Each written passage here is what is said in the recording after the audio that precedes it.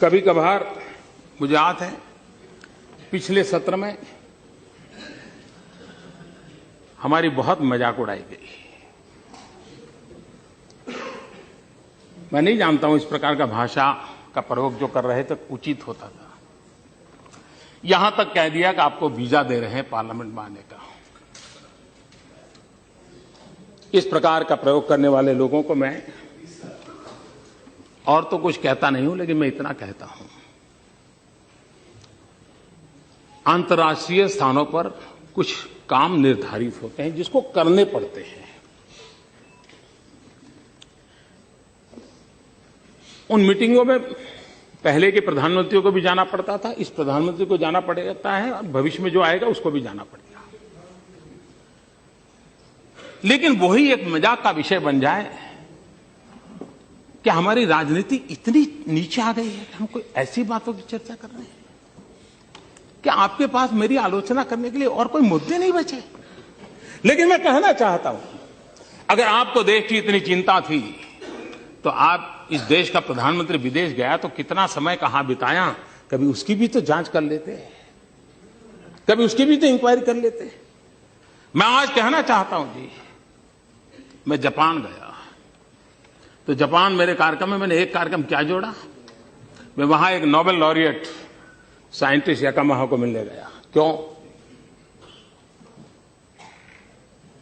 Photo निकलवाने के लिए। मैं इसलिए किया गया कि उन्होंने स्टेम सेल के अंदर जो रिसर्च की है, मैंने जितना पढ़ा था तो मेरे मन में आया था शायद इनकी एक खोज हमारे काम आ सकती है क्या। क्योंकि मैं जानता हूं मेरे देश के आदिवासी, उन आदिवासियों को परंपरागत रूप से सिकल सेल की भयंकर बीमारी से जूझना पड़ रहा है, और सिकल सेल की बीमारी कैंसर से भी भयंकर होती है। जिन्होंने सिकल सेल की बीमारी वालों के विषय में पूछा है तो पता चलेगा ये कितनी पीड़ादायक होती है और पीढ़ी दर पीढ़ी चलती है। अभी तक उसकी कोई दवाई नहीं मिली है। एक आशा लगी है कि स्टेम सेल के द्वारा सिकल सेल की बीमारी से मुक्ति हो जाए। हम गए तो वहां गए, उनसे चर्चा की, और बेंगलोर के हमारे साइंस इंस्टीट्यूट के साथ आज उस दिशा में हमारा काम हो रहा है कि स्टेम सेल्स के द्वारा हमारे युवा साइंटिस्ट कुछ खोज करें। मेरे आदिवासी भाइयों को पीढ़ी दर पीढ़ी जो परेशानियों से जिंदगी गुजारनी पड़ती है उससे वो बाहर आए। हम ऑस्ट्रेलिया गए, G20 समिट में गए। हम कहां गए? मैं उस किसानों के साइंटिस्ट, एग्रीकल्चर साइंटिस्टों को मिलने गया, उनके लैब में गया जिन्होंने प्रति हेक्टर ज्यादा चना उगाने का और सबसे खराब धरती पर चना उगाने का सफल प्रयोग किया था, रिसर्च किया था। कहीं पढ़ा था मैंने, मेरे मन में पढ़ा था, मैं उनके पास गया। हमारे देश को पल्सिस में हम बहुत पीछे हैं। देश को पल्सिस की जरूरत है। गरीब आदमी को न्यूट्रिशन फूड के लिए प्रोटीन जरूरत है। हमारे देश के गरीब को प्रोटीन मिलता है दाल में से, पल्सिस में से मिलता है।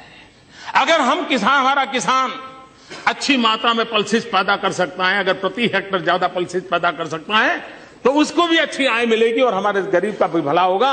और इसलिए मैं उन साइंटिस्ट को पास जाकर के घंटे बिताए ये समझने के लिए कि बताइए मेरे देश के किसानों को ज्यादा पल्सिस पैदा करने के लिए क्या रास्ता हो सकता है, ज्यादा चना पैदा करने के लिए क्या रास्ता हो सकता है, हरड़ अरहर पैदा करने के लिए क्या रास्ता हो सकता है, उसके लिए मैंने समय बिताया।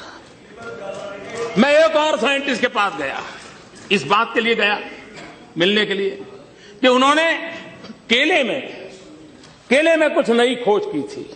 मैं समझना चाहता, मुझे पूरा पता नहीं था, तो मैं ऐसे ही चला गया उनके पास, उनके साथ बैठा, उनकी लैब देखी, उनके प्रयोग देखे। उन्होंने केले में न्यूट्रिशन वैल्यू बढ़ाने में बहुत सफलता पाई है, अधिक विटामिन को पाने की सफलता पाई है। केला ये अमीरों का फल नहीं है मेरे भाइयों बहनों, केला एक गरीब से गरीब का फल होता है। अगर केला उसमें न्यूट्रिशन वैल्यू बढ़ता है, विटामिन अगर ज्यादा अच्छे मिलते हैं और इस प्रकार की खोज के साथ केला बनता है तो मेरे देश का गरीब से गरीब व्यक्ति केला खाएगा, उसको ज्यादा ताकत मिलेगी। अगर विदेश जाते हैं तो इस काम के लिए जाते हैं। देश का गरीब हमारे दिमाग में होता है। देश का आदिवासी हमारे दिमाग में होता है, देश का किसान हमारे दिमाग में होता है, और दुनिया में जो भी अच्छा है, जो मेरे देश के गरीबों के काम आए, उसको लाने की एक तड़प होती है। उस तड़प के लिए हम कोशिश करते हैं, और इसलिए समय का सदुपयोग करते हुए हम किस प्रकार से हमारे देश को आगे ले जाएं, उसके लिए सोचते हैं, उसी को लिए करते रहते हैं, उसी पर हम करने के लिए कोशिश प्रयास करते हैं।